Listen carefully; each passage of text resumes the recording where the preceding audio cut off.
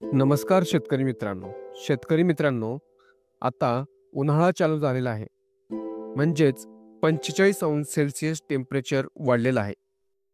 नमस्कार शेतकरी मित्रांनो, उन्हापासून आपल्या बागेचं संरक्षण करण्यासाठी व उन्हाळ्यामध्येही आपली बाग हिरवीगार दिस ठेवण्यासाठी आपल्याला काहीतरी उपाय करावा लागतो. म्हणजे कोणत्या औषधाचं छिडकाव करणं असेल, नाही इतर काही गोष्टी.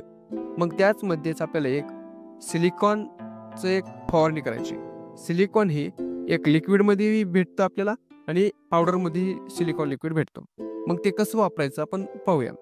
म्हणजे आता ही जी आहे सिलिकॉन का वापरायचं? कशामुळे वापरायचं? तर एक छोटंसं उदाहरण सांगतो.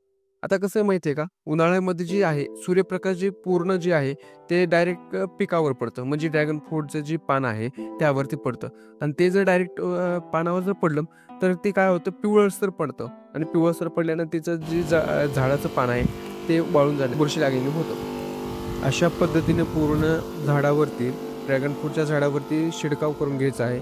हे पाहू शकता अशा प्रकारे आपण पूर्ण बागेवरती सिलिकॉन लिक्विड शिंपडून घ्यायचं आहे.